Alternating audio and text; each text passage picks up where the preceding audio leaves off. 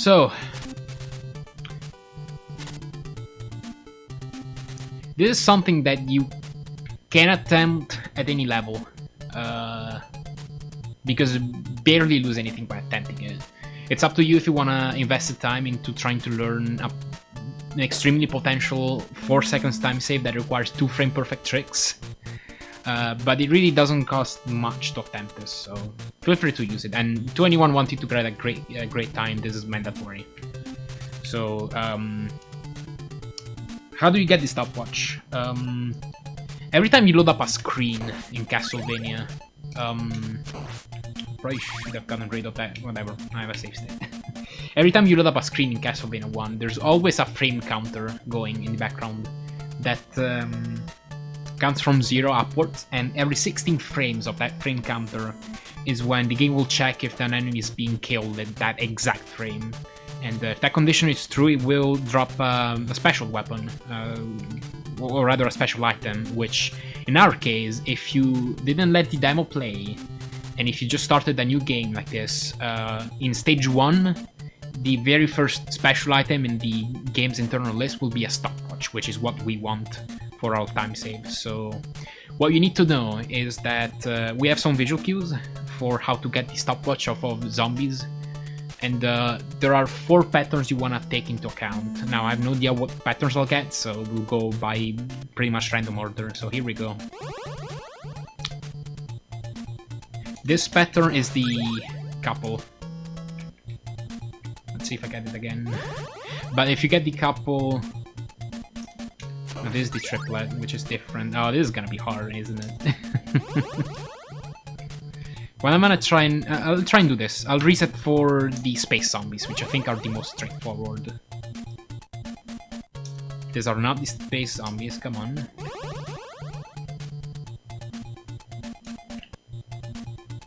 What if I just hold right? There we go. That's the easiest pattern to get the stopwatch on. The zombie I whipped, I was trying to get a stopwatch. If you whip them on the right frame, you can get a stopwatch. So hoping I get it again. Right there. My visual cue is a jump when someone's back toe is right past the crack on the wall. Right here.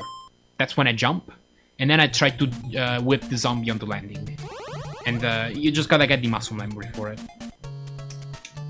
Eventually you should be able to get a stopwatch. And you recognize this pattern when you know there's a zombie spawning immediately, then a pause, and then another zombie. There you go. This is the easiest pattern to get a stopwatch on. Because you just get it right away. Jump and whip. And if you do it correctly, you get the stopwatch. So that's one of the 4 patterns.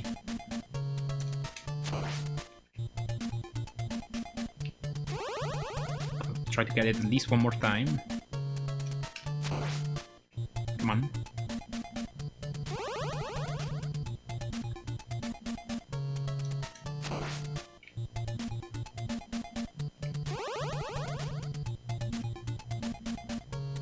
Nope, that's another one. That's called the solo pattern. It's you can't do anything about that. Wow, why am I getting different things now? You can't do anything about that in the beginning. Okay, there it is. Solo pattern that I got there. Let's see if I can get it again. It's basically when there's a zombie spawning right in front, which you cannot get the stopwatch off of, and then just no more zombie spawn. That right there is unlucky. Kind of. I'll go over it later. Those are the space zombies again. The easiest one. You probably want to make a save state for it and practice the muscle memory for that one, because it's the easiest one to get the stopwatch off of. That's the couple. I'll go over it later. It's another solo pattern. Space zombies, rather. Wanna get the... Come on.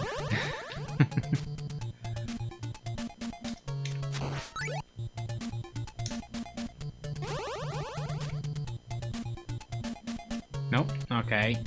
No solo pattern. But trust me, it's like, you saw it earlier. You get a zombie spawning immediately, and then just these spawns, they don't exactly stop, they just spawn behind you. And you can't really do much about it. And so you just can't quite whip anything in front. Another space zombies. Would be awesome to get it at least one more time. But yeah, it is taking too long. I might just move on to another pattern if I don't get it. Yeah, whatever. Let's see what the next pattern I get is. Space zombies. We already went over this. I'll try and get the couple, which is somewhat straightforward, a little bit more complex.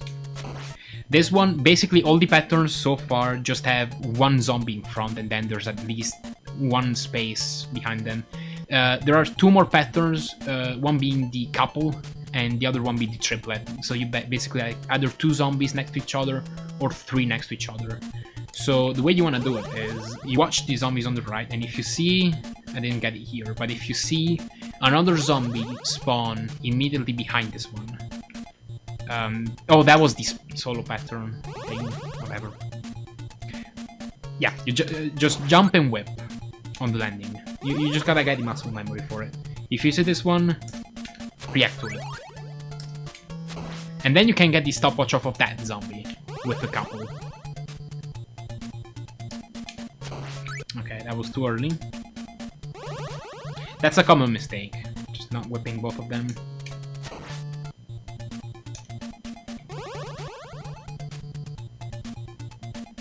That's another space zombies.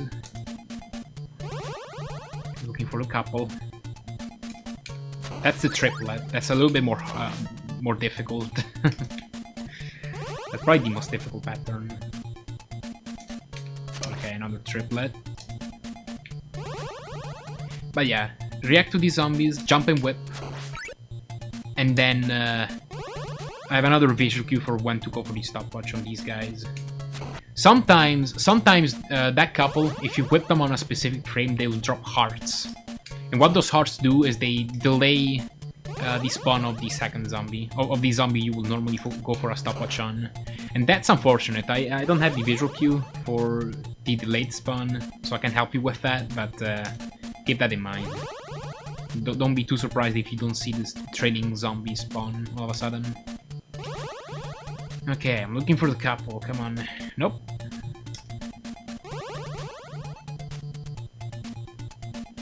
Oh, that was the solo pattern again. It's just, you know, you don't get any zombies to spawn. You don't get your opportunity to go for the stopwatch drop. Man.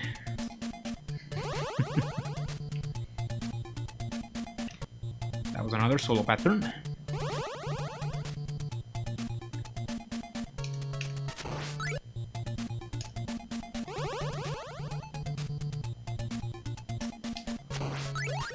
So yeah, this is basically a frame perfect trick, because you have to whip those zombies on a precise frame, or the game will not give you the stopwatch.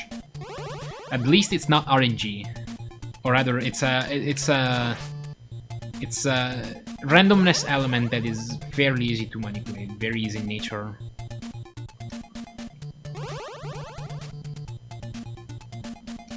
There you go.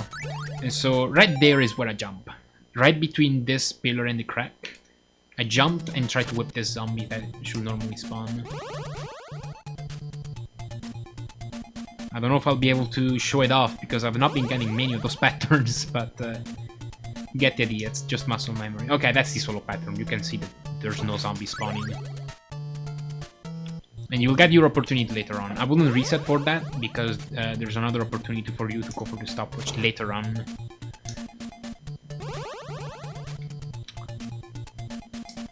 Okay, so right here, if you do it correctly, you can get the stopwatch.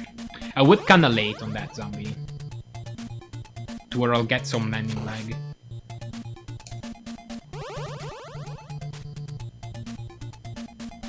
Solo pattern.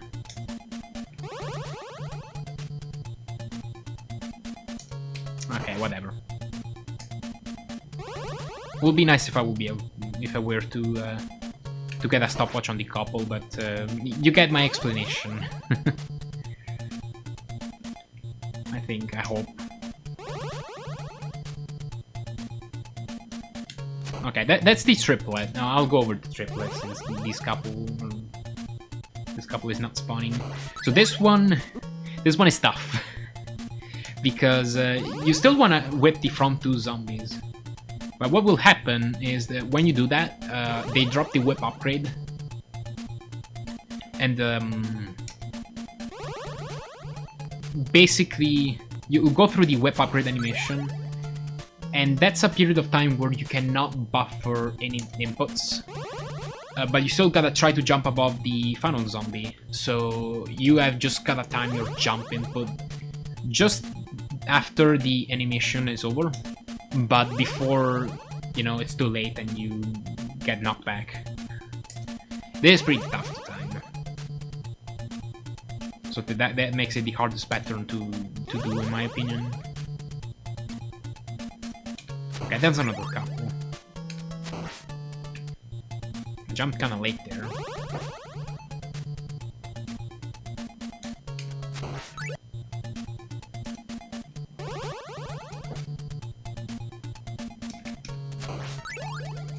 Yeah. It's hard. I mess it up a lot, even in runs. It's another couple. But yeah, I got the hearts, so the zombie will be right there instead. And I don't have a visual cue for that. I don't think I've ever done the stopwatch off of that, though I think it's possible. Okay, time to jump. And then you want to whip that zombie very early. Most of the times there's gonna be another zombie trading behind these three. And you can get... there you go. You can get a stopwatch off of these guys. You just gotta jump and whip fairly early, and you should be able to get a stopwatch. So I think that... okay, I'll make a save state here. Those are the 4 patterns you really want to watch out for. Miss the whip. After that, I still won't reset if you don't get the stopwatch, or, you know, I won't give up. Because you still have the second wave as a chance right here. These zombies are inconsistent. That's the problem. They sometimes will spawn or not spawn, but the visual cues I use is I'm hoping that there's a zombie right here, as he is now, and I jump right here, where Simon's head is basically at the end of this glass window. And I try to get a stopwatch off of it. The thing that makes it harder is that you basically gotta take into account how much landing lag you got off of the earliest zombies in the first wave. Oh, I still have the ladder wave, whatever, doesn't matter. Doesn't matter because the upgrade animation only takes 48 frames, which is exactly a multiple of 16. But in this case, I got the solo pattern, I lost no frames, I'll go for the stopwatch fairly late. So I wanna delay it. If you got some landing lag instead, you wanna try to whip a little bit earlier. I would whip something like that, for example, to try to get the stopwatch. But yeah, in this case I got the solo pattern, so jump fairly late and whip fairly late. And you should be able to get the stopwatch. And then you got one more chance. If you don't get it here, you can try and hope for this zombie to drop one. That's it though. After that you got no more opportunities, and you've gotta either reset or follow the backup on stage or 2. Also, another thing I would watch out for, there's a minor optimization. That upgrade animation. Usually I would have the upgraded whip at that point. It's okay though.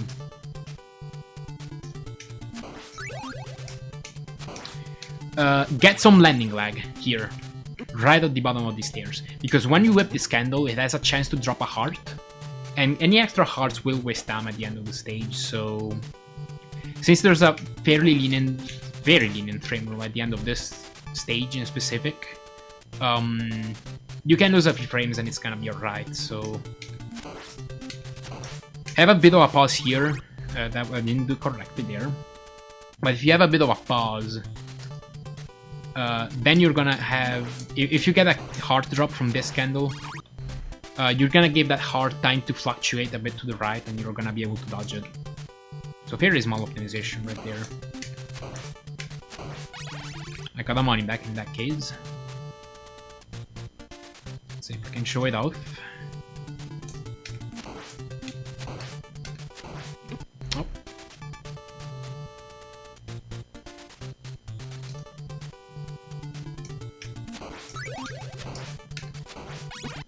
You also gotta make sure you can whip the zombie coming from the right. It's very important. If it does come, sometimes they don't spawn. Okay, just like that. I'm actually not sure this is gonna make the frame roll, but you can make the frame roll. Yeah, I made it here. So that's good. That's a perfect stage 1, assuming you get the stopwatch. Okay, and instead, if you have the stopwatch already, one thing to be careful of is that once you already have the stopwatch, you can still get extra items because the same mechanic is still in play. But instead, the game will give you the next item on the list, which is the holy water, and you don't want the holy water. So make sure of that you're not gonna collect extra items if the game drops them. So if you already have the stopwatch, do this. I think this is the easiest method, and also the fastest. I should save it later, just because the strategy is always gonna be the same anyway. Okay, so right here, right when Simon's feet are like slightly past the center point of this pillar, jump again, jump immediately, because if that zombie does drop holy water, you're gonna be able to dodge it if you jump immediately. Or next to immediately, anyway.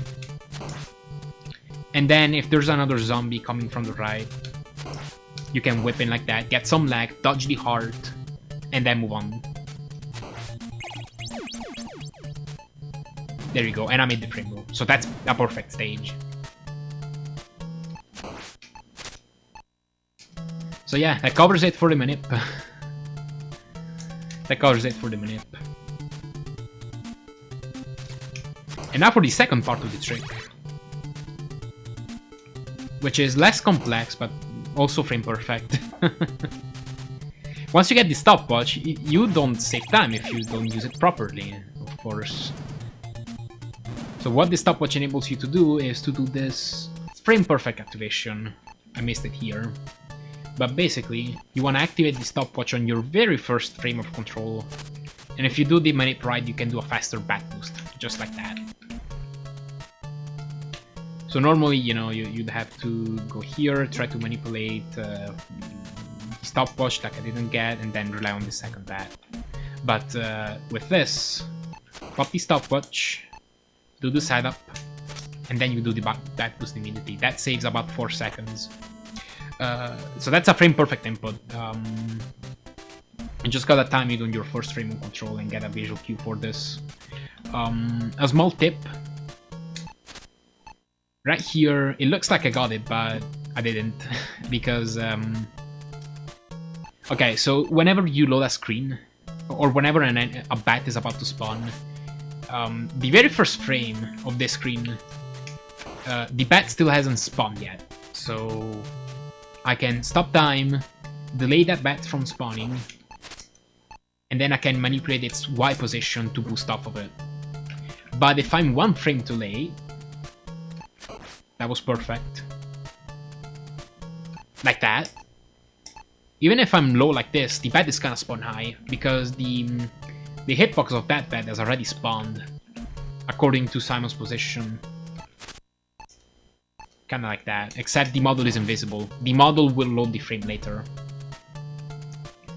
And the way you can know if you did it right, here instead of holding right, because the 2 frames will look identical, you can get it, and then activate the 1 frame later. It will look like the bat hasn't spawned. I think that's good. But in reality, it's already spawned, and it's gonna spawn high. And it's gonna appear high, rather. I think that might be the bat frame. Yeah, that's a face bat.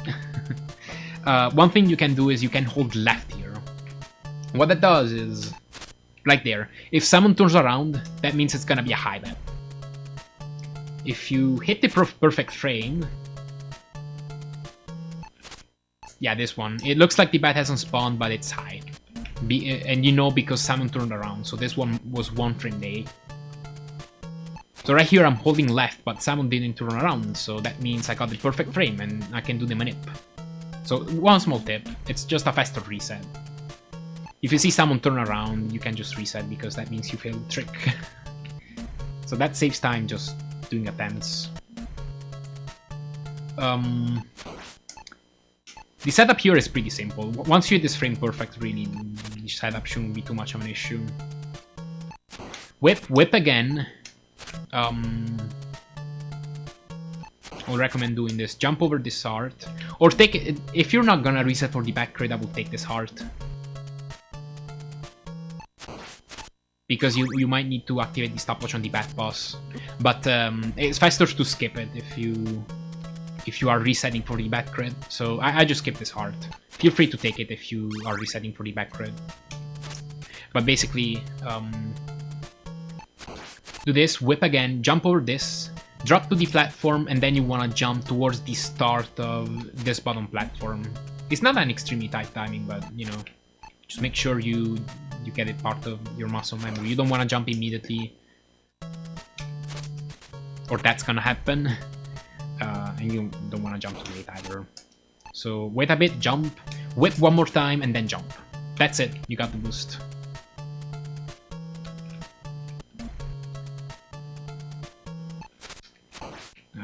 Turn around, that was 1 frame late.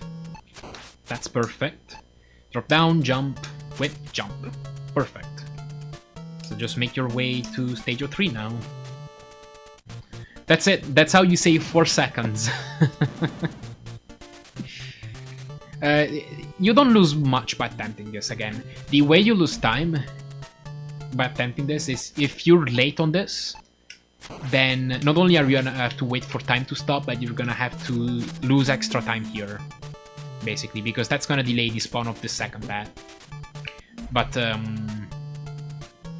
that's the only risk of this strategy, really. You can attempt this and not really lose anything over trying to manipulate the stopwatch, and if you don't get it, still go for this backup strat, where you stand on this frame pixel perfect position to get the stopwatch. Of course, in my case, it's Holy Water because I already have the stopwatch. Alright, hope this helps.